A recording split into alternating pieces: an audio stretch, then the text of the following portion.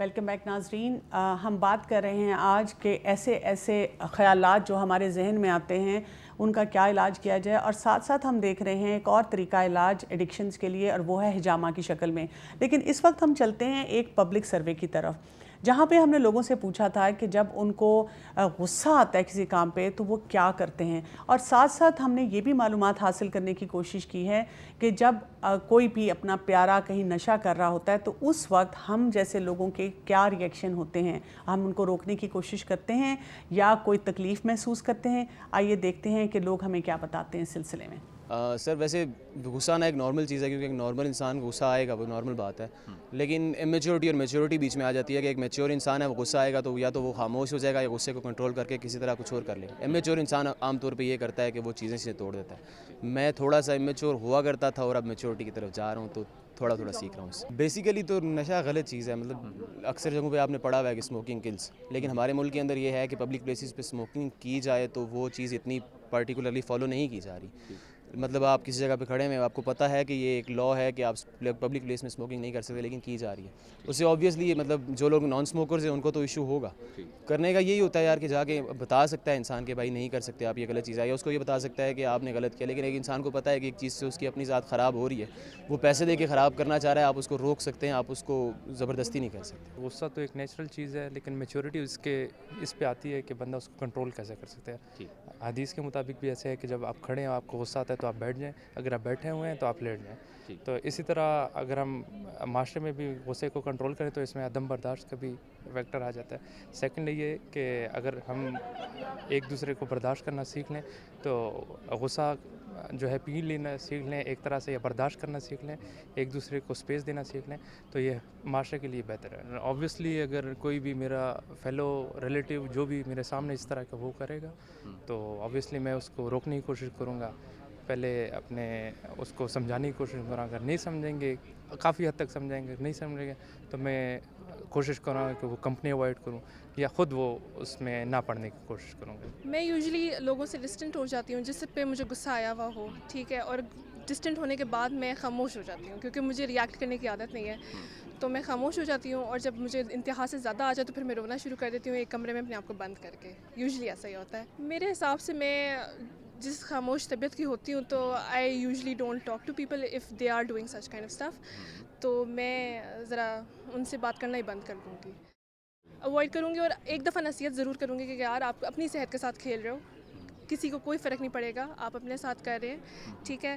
تو میں ان کو ایک دفعہ نصیحت کرنے کے بعد جو ہے نا ان کے سے پھر میں بات کرنا چھوڑ دوں گی. مجھے جب غصہ آتا ہے یا تو پھر میں کسی کو مار کے یا کسی چیز کو بھی گرا کے یا توڑ کے بھی نکال لیتی ہوں، یا پھر میں اکیلے بیٹھ کے اس کو سوچتی ہوں اس کے بارے میں کہ لائک اس کو شروع سے سوچتی ہوں کہ یار اصل میں پرابلم کیا تھی، وجہ کیا تھی. تو پھر اگر کوئی وجہ نہ بنتی ہو تو پھر میں ٹھیک ہو جاتی ہوں. لیکن اگر کوئی وجہ ہو تو پھر میں جا کے اس بندے کو بتاتی ہوں کہ تمہاری یہ چیز مجھے بری لگی ہے، تو میں ایسا نہیں کرنا چاہیے تھا. اگر وہ مجھے سوری بول دے تو ٹھیک ہے، نہیں تو پھر چھوڑ دیتی ہوں کبھی کبھار.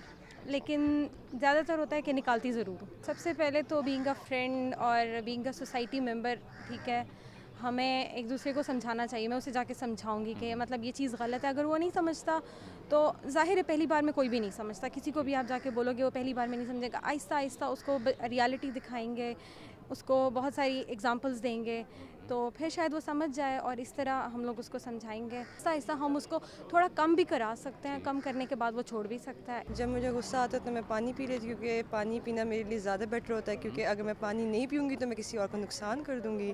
تو اس سے اچھا ہے کہ میں اپنے غصے کو خود ہی قابو کر لوں اور دوسرے کو نقصان. وہ نقصان آپ کیا کرو گی؟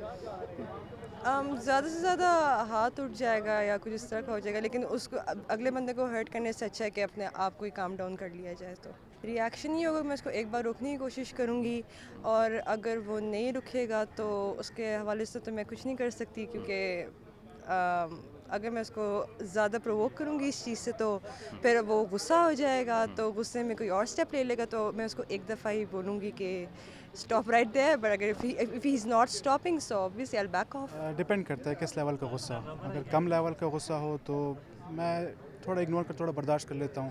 کبھی کبھی نہیں ہوتا برداشت تو کچھ بول دیتا ہوں غصے میں. اگر تھوڑا زیادہ لیول کا غصہ ہے تو ہاتھ میں جو کچھ ہوتا ہے یا تو اسے کرش کر لیتا ہوں یا تو پھینک دیتا ہوں، توڑ دیتا ہوں، جو کہ اکثر موبائل ہوتا ہے. ٹھیک. तो 2-3 मोबाइलें तोड़ भी चुका हूँ। ठीक। और अगर ज़्यादा गुस्सा एक्सट्रीम लेवल का आ जाए तो मतलब सामने किसी लड़के पे आ रहा हो, किसी बंदे पे आ रहा हो, तो उतर के पहले जाऊँगा। अगर थोड़ा वो एपोलोजेटिक मैनर हो उसका तो बातें हो जाती है, फिर मतलब काम डाउन हो जाता हूँ। नशा करे उसमें रिएक्शन ज़्यादा तो ये होगा कि अगर नशे का लेवल हो, सिर्फ सिगरेट हो, तो मैं उससे पहले कोशिश करूँगा, करीबी दोस्त हो तो उसे मना करूँगा कि यार ना करो, गलत चीज़ है, कि मैं ख़ुद नहीं करता। फिर उसका अगर धुआं मुझ पे आ रहा हो तो ज़ाहिर सी बात है मुझे बुरा लगेगा। अगर कोई दूर का दोस्त सिर्फ वाकिफ़ हो, उसको बोलूँगा यार कि कर रहे हो जो कर रहे हो थोड़ा कम करो, नहीं कर रहा हो तो वहाँ से उठ के जगह चेंज कर लूँगा। अगर ज़्यादा हाई लेवल का नशा है तो पहले ना जानने वाला भी हो तब उसको मैं कोशिश करूँगा कि यार नशा ना करे। वो ख़ुद को डिस्ट्रॉय कर रहा है ज़्यादा, इन्वायरमेंट तो एक बंदे से 2 बंदे से तो फ़र्क इतना ज़्यादा नहीं पड़ता, लेकिन यह है कि मैं कोशिश फिर भी करूँगा कि उसे मैं मना करूँ, उसे मनाऊँ कि वो नशा छोड़ दे। उसे मैं वजूहत बताऊँ कि यार किस वजह से वो नशा मतलब बुरा है या उसके क्या कैंसर वगैरह होते हैं।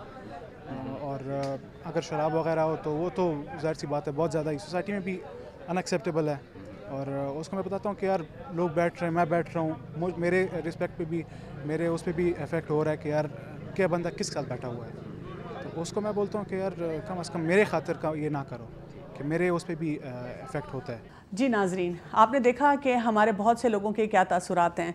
तो जबीन, मैं आपसे यहाँ पे फिर पूछना चाहूँगी, मैं अभी तक उस खुद फरेबी के जाल में उलझी हुई हूँ, और आपने जो बात की थी कि रियलिटी टेस्टिंग या रियलिटी की टच देना बहुत ज़्यादा ज़रूरी है। एक माँ जो है उसकी भी तो बहुत सी खुद फरेबियाँ होती हैं। बिल्कुल, माओ को जैसे हम बताते हैं कि आपका बच्चा जो है वो ये गलत काम कर रहा है, तो माँ के पहला ख्याल उसको ये होता है कि नहीं, ये सब गलत कह रहे हैं, मेरा बच्चा ऐसा नहीं, मेरा बच्चा तो मासूम है, सबसे ज़्यादा तो मासूम है, दोस्तों ने बता दिया होगा उसने। तो ये भी उसका एक वही है कि उसका भी सोच जो है वो ये गलत है उसकी, ठीक है ना, इसको भी हम DBM ही कह सकते हैं। सही, ठीक है। ये बताइएगा फिरदौस के जो लोग हिजामा करवाना चाहते हैं उनको उससे पहले, दौरान और उसके बाद कोई ऐसी प्रिकॉशंस लेने की ज़रूरत होती है? जी बिल्कुल। आप देखें कि हिजामा से पहले हम यूजुअली पेशेंट्स को कहते हैं कि वो 2-3 दिन पानी पिएं ताकि हाइड्रेशन उनकी अच्छी हो जाए। अच्छा। क्योंकि हाइड्रेशन अच्छी होगी तो उनकी यानी कि हिजामा इफेक्टिव ज़्यादा होगा। सही। इसी तरह ये कि अगर वो कोई किसी मेडिकेशन पर हैं जो ब्लड थिनर्स वगैरह हैं, उसको वो छोड़ दें 2 दिन के लिए।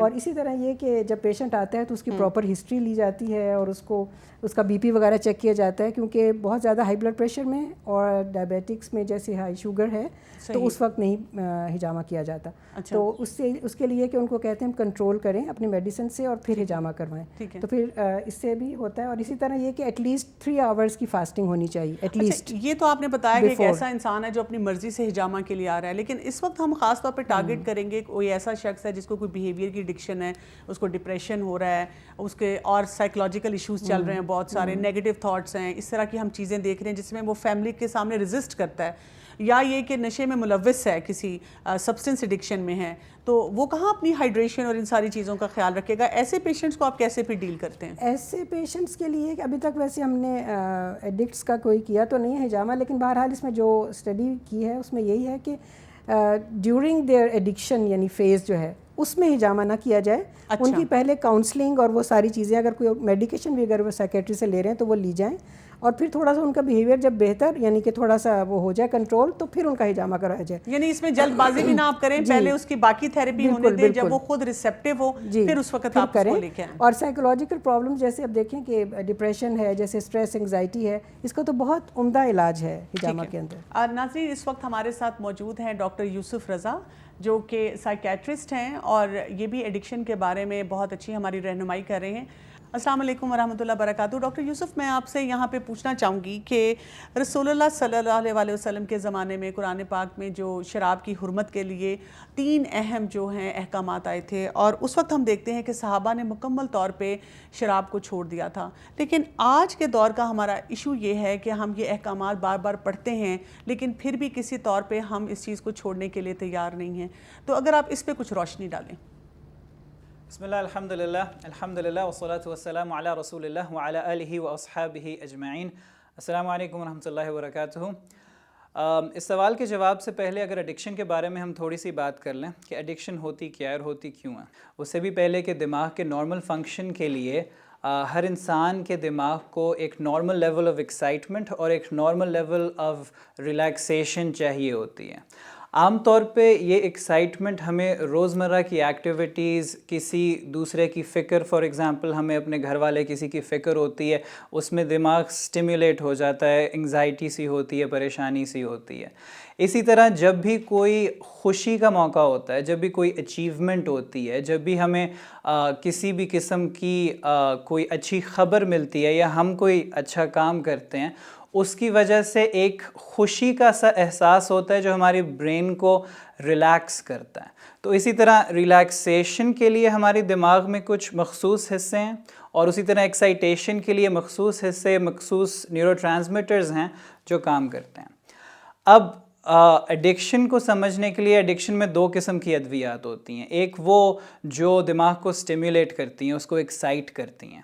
ایک دوسری قسم کی ادویات ہوتی ہیں جو دماغ کو ریلیکس کرتی ہیں. نشے آور ادویات کی بات کر رہا ہوں. اور اسی میں شراب بھی شامل ہے جو کہ ایک ریلیکسیشن کی سٹیٹ کریٹ کرتی ہے، ایک ریلیکس موڈ میں انسان کو لے کے جاتی ہے، ٹینشن کو، انگزائٹی کو تھوڑا کم کر دیتی ہے. تو لوگ ایڈکشن کی طرف کیوں جاتے ہیں؟ جب ہمیں جو نیچرل طریقے ہیں برین کو ایکسائٹ کرنے کے، برین کو ریلیکس کرنے کے، جب ان کی کمی ہوگی تو پھر انسان زیادہ سے زیادہ آرٹیفیشل طریقے سے اپنے دماغ کو ان ادویات کے ذریعے، نشے آور ادویات کے ذریعے سٹیمیولیٹ کرنے کی کوشش کرے گا یا ریلیکس کرنے کی کوشش کرے گا.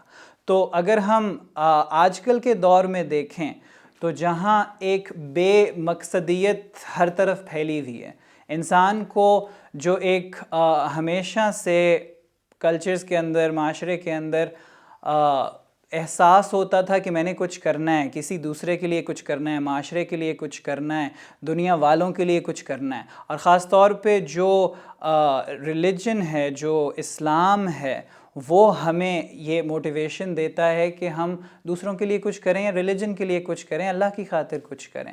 تو وہ موٹیویشن ایک نیچرل ایکسائٹیشن کریٹ کرتی ہے، اور اس کو اچیو کرنے کے بعد، اس کوئی اچھا کام کر لینے کے بعد، as a by product, as a side effect, ایک ریلیکسیشن کی سٹیٹ بھی کریٹ ہوتی ہے.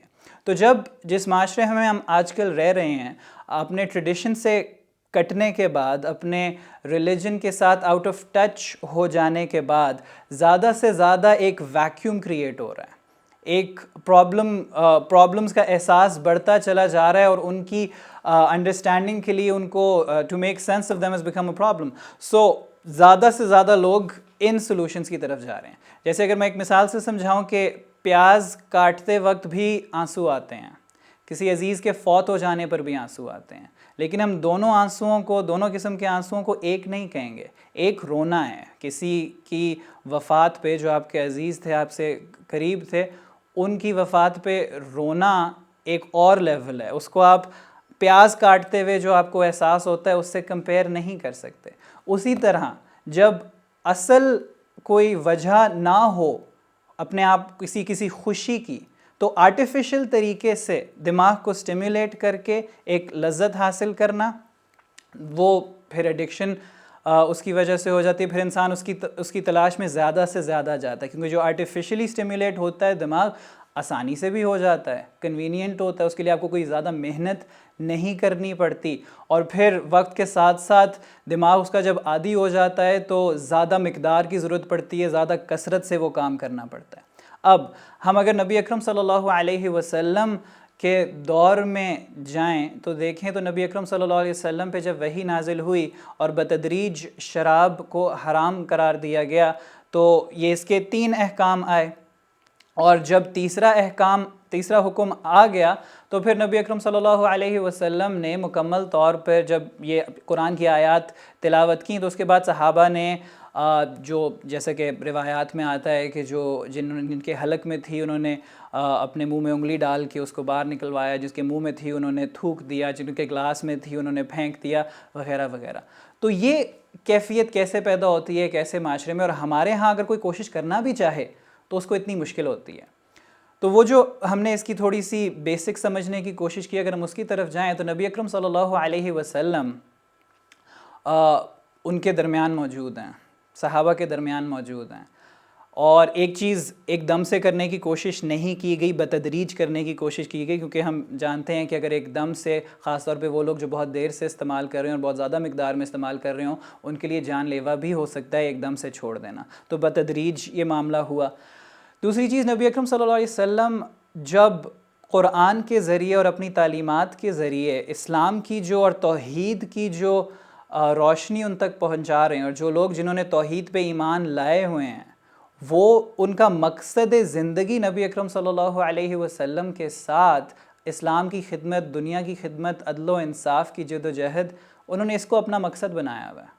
تو وہ جو موٹیویشن ہے, اس سے جو ایک نیچرل ایکسائٹمنٹ کریٹ ہوتی ہے, ان کو کسی آرٹیفیشل سٹیمیولیشن کی ضرورت نہیں ہے.